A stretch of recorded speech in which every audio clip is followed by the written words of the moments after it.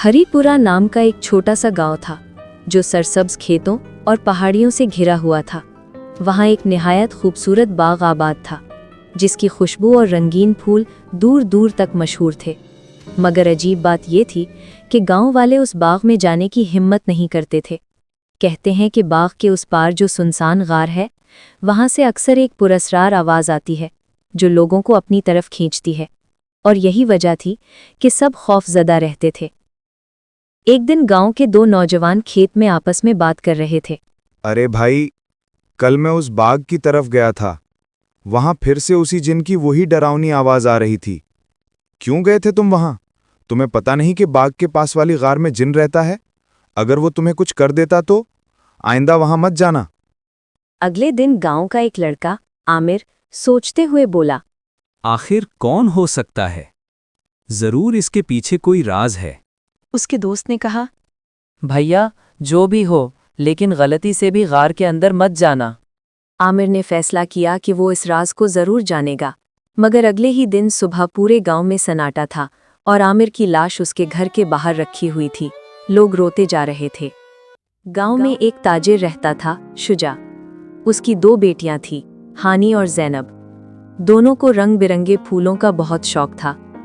एक दिन दोनों ने कहा, चले आज बाग में चलते हैं। बाबूजी मना करते हैं, कहते हैं बाग के पास वाली गार बहुत खौफनाक है और आमिर भाई की मौत के बाद तो वो जगह और भी डरावनी लगती है। मगर आखिर दोनों ने फैसला किया कि वो बाग जरूर जाएंगी और अगर मुमकिन हुआ तो आमिर की मौत का राज भी जान लेंगी। अगली सुबह शुजा शहर गया तो दोनों बहनें बाग की तरफ रवाना हो गईं। रास्ते में एक गांव वाले ने उन्हें रोका, मगर वो फिर भी बाग में चली गईं। बाग के करीब उन्हें दो चोर नजर आए जो गार के अंदर जाने की बात कर रहे थे। दोनों बहनें उनके पीछे चल दीं। जैसे ही चोर गार के अंदर जाने लगे, एक भद्दी खौफनाक सी औरत जाहिर हुई जिसके हाथ में रंगीन फलों की टोकरी थी। उसने चोरों को डांटकर भगा दिया। फिर वो औरत हानी और ज़ैनब के सामने आई और बोली, गार में जिन रहता है, यहाँ से चली जाओ। ज़ैनब डर गई, लेकिन हानी ने सच जानने की ठान ली और गार की तरफ बढ़ गई। गार में एक भारी अफसुर्दा आवाज गूंज रही थी, मुझे यहाँ से आजाद करो, मैं जिन हूँ, मैं कई सालों से कैद हूँ। हानी अंदर गई तो उसने एक अजीब साया देखा। वो साया बोला, मैं जिन की परछाई हूँ। असल जिन गार के तहखाने में कैद है। अगर तुम उससे मिलना चाहती हो तो नीचे जाओ। हानी तहखाने में गई। वहां असल जिन कैद था जो बहुत खौफनाक दिखता था। वो बोला, मैं उसी औरत की वजह से यहाँ कैद हूँ जो बाग से फल तोड़ा करती थी। एक दिन वो एक जादुई फल ले आई। मैंने उसे कहा वो फल मुझे दे दे, बदले में 2 ख्वाहिशें पूरी करूँगा।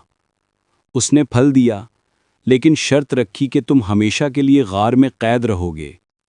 मैं फंस गया और वो फल खाकर जवान होती रही। इसी औरत ने ही आमिर को भी मारा था। मुझे आज़ाद करने का तरीका उस औरत के पास है। उसकी झोंपड़ी में एक चमकदार जादुई फल है।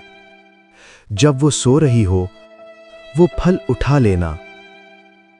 हानी औरत की झोंपड़ी में चुपके से गई। जैसे ही उसने सबसे चमकता फल उठाया, औरत जाग गई और हानी के पीछे दौड़ी। हानी फल लेकर दौड़ती हुई गार में पहुंची, मगर फल उसके हाथ से गिरकर एक तोते में बदल गया। वो तोता दरअसल जिन की आज़ादी की आखिरी कलीद था। औरत हानी को मारने ही वाली थी कि अचानक आग में जलकर खत्म हो गई। जिन की परछाई की आवाज आई, ये औरत अपने लालच की सजा पा चुकी है, अब इस तोते के साथ जाओ।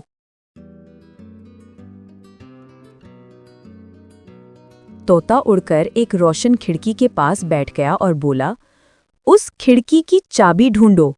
2 रास्ते हैं, एक बाग की तरफ, एक अंधेरे गार की तरफ। सोच कर फैसला करो। हानी ने अंधेरा रास्ता चुना। वहां 4 रंगों की चाबियां हवा में मुअल्लक थीं, सिर्फ एक सही थी। हानी ने सोच समझकर लाल चाबी उठा ली। वो दुरुस्त निकली। हानी के दिल में खुशी की एक लहर दौड़ गई। उसे लगा जैसे अंधेरे के अंदर एक नाजुक सी उम्मीद ने सांस ली हो। तोता खुशी से फड़फड़ाया और बोला, तुमने सही चाबी चुनी है, तुमने वो कर दिखाया जो कोई ना कर सका। हानि के लबों पर बेख्तियार मुस्कुराहट आ गई। उसे पहली बार महसूस हुआ कि वो वाकई कुछ बड़ा कर रही है। उसके दिल की धड़कन अब खौफ से नहीं, बल्कि जीत के एहसास से तेज हो रही थी। हानि ने चाबी खिड़की में लगाई तो खिड़की खुल गई। तोता बाहर जाते ही दोबारा जिन में बदल गया। जिन ने कहा, तुम निडर लड़की हो, मेरी जान बचाई है, मांगो क्या चाहती हो। बस इतना कि बाग हमेशा खूबसूरत रहे, फूल कभी न मुरझाएं। ऐसा ही होगा, ये बाग हमेशा खिलता रहेगा। फिर जिन हमेशा के लिए वहां से चला गया।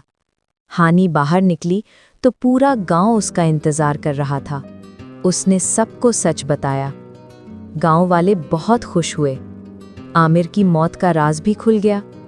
अब कोई भी गार से नहीं डरता था और यूं गांव वाले हंसी खुशी रहने लगे।